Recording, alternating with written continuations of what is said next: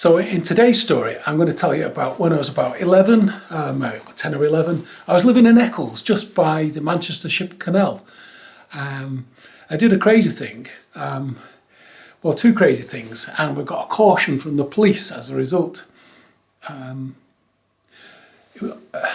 was hanging around with an older group of lads, probably about 15 or 16, and we'd gone up the road leading alongside the Manchester Canal underneath the M62. Now this was before it was widened, so it just had two legs, which is, I think it goes up to, I'm not sure, 180 feet high, maybe 300 feet high at its pinnacle.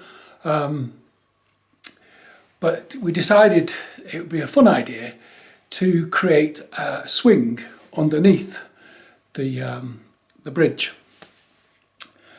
There'd been some work going on, painting underneath the bridge. So because of that, there was some scaffolding placed further along at where the bridge met the ground. And using the scaffolding, you was able to jump down onto the scaffolding, and then, well, basically there was a runway that went up underneath the entire bridge, but you couldn't access it because there was a locked door. But because there was scaffolding supported underneath the bridge, you were able to jump onto the scaffolding and circumvent the door, and then run along the bridge, run along underneath the bridge. So the older lads in the group went up there with some docker's rope, which was really, really thick rope, and were able to tie it in the middle of two legs at almost the highest point before the bridge went over the ship canal. But so there was this huge rope dangling in between the two legs, just above a concrete plinth, and that was close to the road that went up to the docks, and then just behind that then there was the ship canal. So I think because I was foolish, I was the guinea pig. So a twig, no, not a twig, a plank of wood was secured on the rope, and the height was checked, and I was secured onto the rope, onto the swing, and I must have been about 2.5 foot off the ground, but the rope was longer than needed, and so a lot of it just went longer further down in between the legs, which actually was a good thing, because all the other group of lads were able to use that to pull the rope. The bank underneath the legs went down slightly, and the lads all thought if they just held the rope over their arms and ran down as fast as they could catapult me up in between the legs. And that's what happened, yeah. So they all ran, I was holding onto the rope and sitting on this plank, and up I went into the sky in between the two legs, and I was catapulted, and I almost touched the underside of the bridge when I got up there. But then I forgot, well, that was the exciting bit. Going backwards down was exhilarating.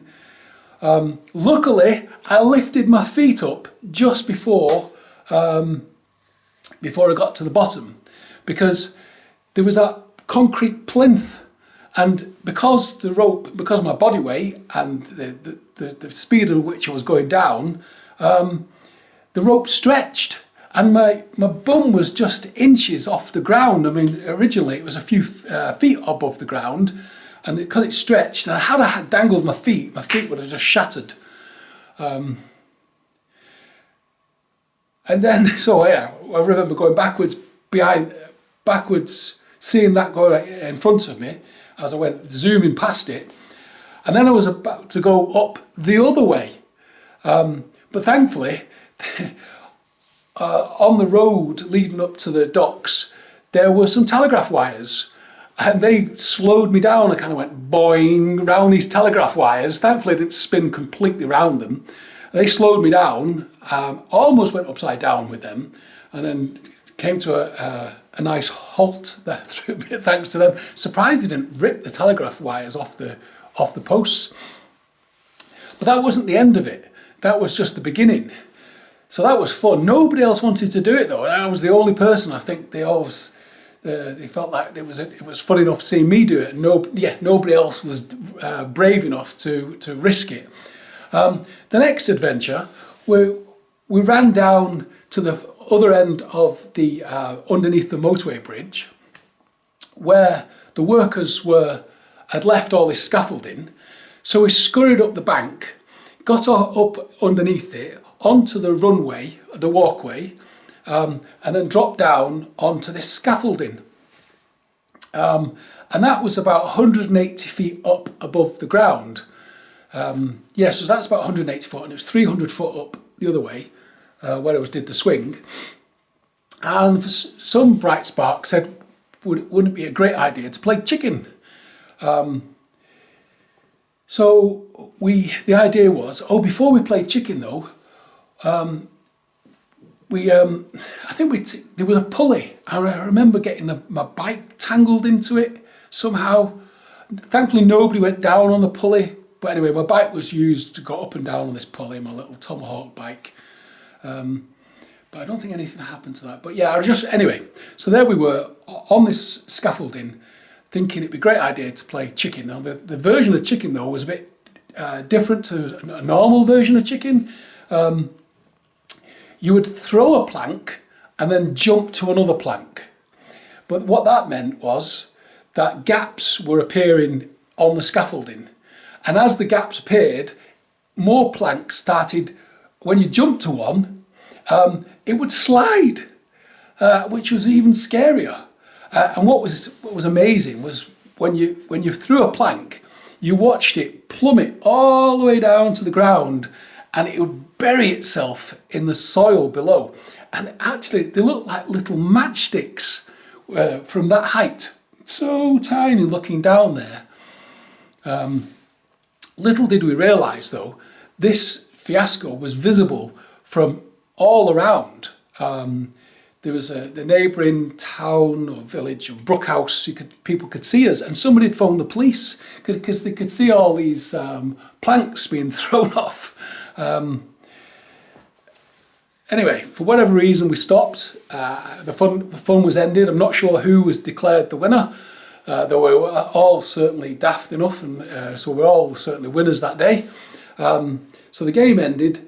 So we then came down the way we came up, and then all we had to do from there was walk along the Dockers Road back home, which is only less than a mile.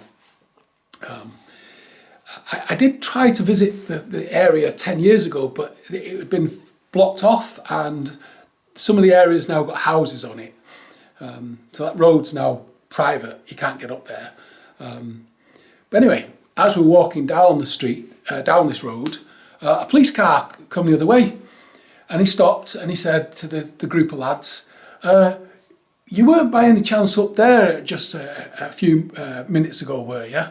And we're all thinking, no, nobody say anything, but sadly one of the brothers of the boy who was in my class, who was in my same age, who was a little bit younger, so we were 11, he must have been about 8, but I'm not sure if he'd gone up there. He must have done. Anyway, he burst into tears at the sight of the police and just said, yeah, it was us, we were up there.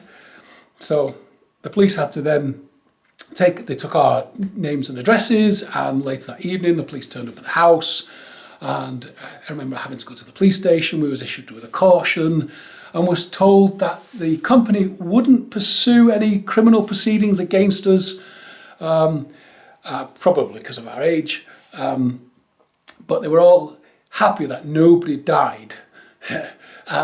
It did take them another few days, though. That's the bigger complaint, to get all the scaffolding back up. Though a lot of it had been broken. It was just splinters of it down at the base. So yeah, there I was a bit foolish as a kid. So there was the day I swung off the M62 motorway bridge underneath the Manchester Ship Canal. I'll try and do some more of these stories as well soon.